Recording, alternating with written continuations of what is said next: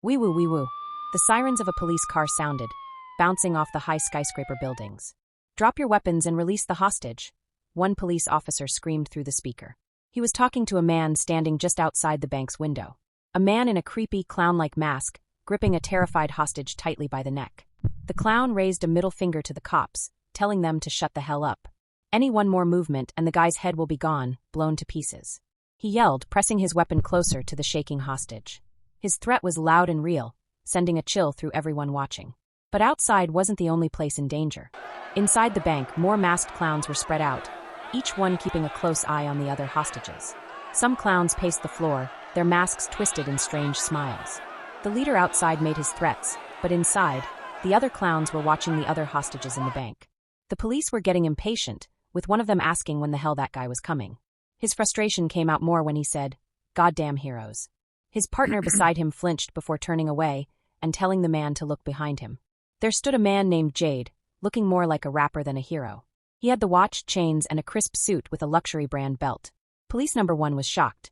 Jade chuckled, saying they didn't need to be surprised that he heard everything that was exchanged. He continued to walk forward, light sparking around him. With each step, the light intensified, swirling and pulsing as if responding to his movements. The air around him seemed to shimmer. The light energy accelerated his movements, allowing him to dash forward with blinding speed, leaving a trail of luminescence. In a flash, he appeared through the window that Clown 1 had been holding hostage. Clown 1 was shocked before reacting, saying, "You should stop where you are, if not, the hostage dies." With a zap and a click of the gun, the hostage's head dropped, his bloodshot eyes wide open, showing the horrors and pain he faced before his death. Jade grinned, saying, "I can't believe you killed an innocent person. You are a bunch of trash." But Jade actually killed the hostage and blamed it on the clown. The clown cursed, rage twisting his face. He raised his gun and fired, the shot echoing through the halls. But Jade moved faster than anyone could see. His hand shot out, grabbing the clown by the neck. With a swift motion, Jade's arm locked around the clown's throat, while his other hand forced the clown's weapon to aim at the other hostages. Many shots were fired, killing all the hostages, and then, with a motion of his hand and a blue sweeping light, the clown's head fell off. Now that the hostages were out of the way, Jade looked at all the other clown members, saying it was time to bring justice. He became surrounded by blue light, and his eyes glowed, with a sound that resembled a buzzing fly.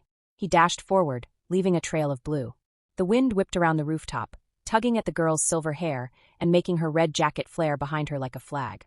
Her red eyes glinted in the fading light as she stood at the very edge. White sneakers balanced just above the crazy drop. Pebbles crumbled beneath her feet, tumbling down the side of the building and disappearing below.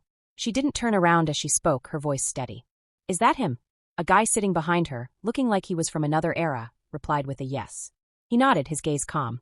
Before adding that with Jade dead, her training would be complete, asking if she needed any help.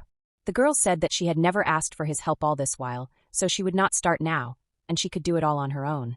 The man said, "Show me then." Her white sneakers hung on the edge of the building, rocks crumbling down. Swoosh, she leaped. Heroes follow a rule. If there's a choice between saving one person versus saving many, one must always choose to save the latter. But one day, this rule became twisted. It became the sacrifice of one to save the many. Heroes never had to face any consequences for any of the deaths or destruction they caused during their missions. It didn't matter whether it was truly by accident or whether they did it for fun. Those who were no different from villains themselves all wore the mask of heroes. She took a step forward, step by step toward what seemed like a nightclub. A bodyguard stood in her way, stretching out his hand to stop her. Still, the question remains. If the heroes are here to clean up the evil and corrupt villains, whose job is it to clean up the corrupt heroes? With a swift movement, the bodyguard's arm bent at a weird angle. His body slumped to the floor. She calmly took off her red jacket as another man dashed toward her. If nobody else is willing to do it, she used her jacket to deflect the punches that came her way.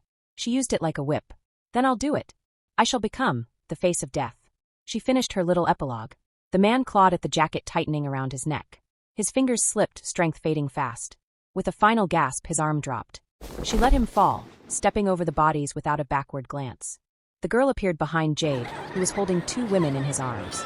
He had just finished saying that he was happy that all the heroes he disliked were already buried 6 feet underground. He spun at her presence, lips curling into a sneer. "Just when I was starting to have fun, you show up to ruin it." Without warning, he swung a heavy fist at her. The girl blocked the punch with both her arms, making a X to cover her upper body. She looked him dead in the eye, voice cold. Rumors said you were agile. They were wrong.